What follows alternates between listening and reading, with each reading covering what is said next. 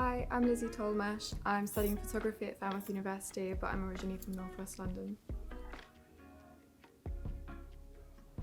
When Brooke asked me to tell my story, I wanted to firstly make sure this wasn't a bullshit story.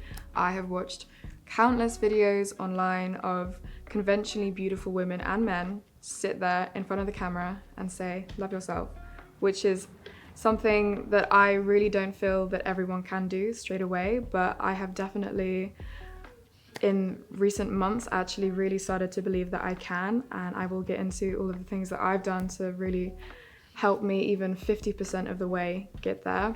But first off, I'd like to talk about the fact that I'm still in the process of this loving yourself. I still suffer from the eating disorders that I had when I was younger because of how I felt about my body. There's still moments where I look at pictures and I'm like, oh, I really wish I sucked in a bit more. But at the end of the day, I wasn't actually able to leave the house because of my body dysmorphia. I missed days off school. I missed my exams. For example, there was a freshers party at uni. I put on my trousers. I could not leave the house. Physically, I saw one roll and I started to cry, called my mum, and you get in this habit of thinking that it is all your fault, and then it makes it even worse because you're so stupid that you can't leave the house because you've got jeans on. It doesn't make sense. But slowly and slowly I have been able to leave the house in certain situations, and I'm sure some people in the audience are going to watch this and think there's bigger things in the world than this problem. Literally there are, and this is an issue that lots of people do face. I think the biggest thing is to live selfishly, because honestly no one else cares about you. It really is just you, and no one owes you anything, and no one's gonna care as much about you as you. So just sort of trying out that one thing, like wearing something that you know might show an area that you really don't like, and if you can get through that night, perfect. But come home and say to yourself, I'm really proud, that was really good, I feel like I could do that again. Not for the whole night. And if you do have a whole series of downfalls during that night, that's fine, because that's on the journey to you getting better. And that was what I did every single day since I got to uni. Because I remember in freshers again, I couldn't go out, I could not wear what I wanted to wear, I would compare myself, I thought I would never even, meet anyone or mix with anyone because I wasn't thin and blonde. That's just my personal opinion of what I felt people like, and just being like, that's so stupid. That's literally the most idiotic thing I've ever said to myself, because that's just a ridiculous idea.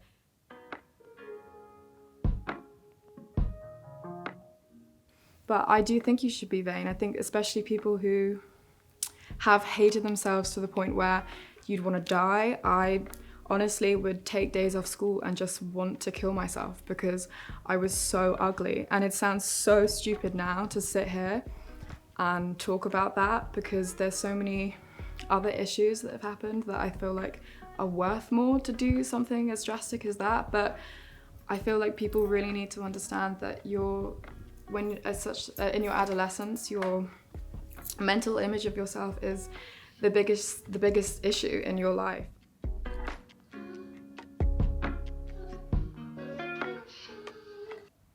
I ironically do a photography degree, and I've only just learnt to not have huge anxiety being in front of the camera.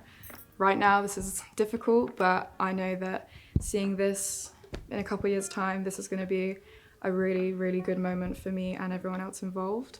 So having your picture taken in photography used to be a really, really big issue that sort of did change my life. I would personally never go out with my friends just because I didn't want to have my picture taken. And I mean, I love having memories, but all of the memories on my wall are of other people. There are no pictures of me in them because I used to not be able to see my face or just see myself in them. And I think the biggest thing that's helped me is, I guess, forcing yourself to have your picture taken and just having fun with it. And you do realize that you actually will look good in a disposable camera 35mm shot. You will. And just to have that memory with your friends and forget about it for a few hours, and then you'll look back on it and you'll be like, that was such a sick night at Mango's, like that was good.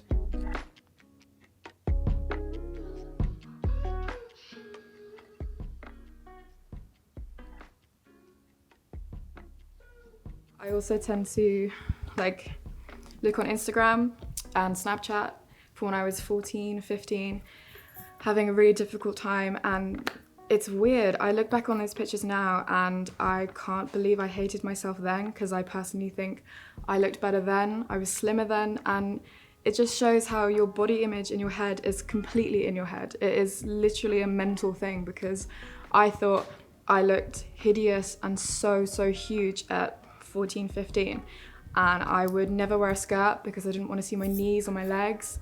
I would never wear a top like this because I didn't have collarbones, I just had fat. And I looked back on those pictures looking like this now, and I don't look like that, like at all. That image, I look great, I look fine, I look like a child, teenager, having fun with my life, taking pictures, taking selfies. The biggest thing that would hurt me online would be trying to buy a simple t-shirt or skirt, and every single model is a size 8 to 10. It's never bigger. It will never ever be bigger. Whereas in the UK, the average size for a woman is a size 14, but it's not the normality online. It's only the normality for the other women who sort of think, oh, why can't I not fit in that, you know, that top or whatever. But it's complete bullshit. It's not real. And you just have to sort of think, I want to wear that. And also remember that nothing is gonna physically happen to you if you wear that top. You can go outside, you will have a great lunch with your girlfriends. Nothing is gonna happen physically to stop you doing that. I also think, like, of course, sitting here talking about this is difficult, but again, like, talking about it does feel really great.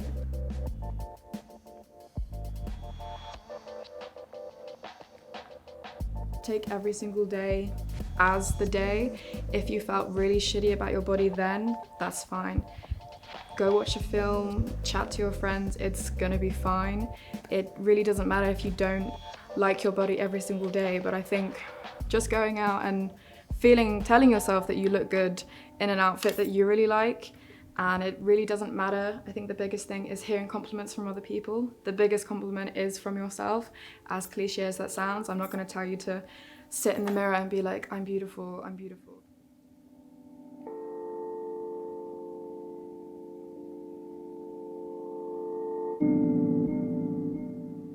I'm Lizzy Tollemache and I'm learning to love myself.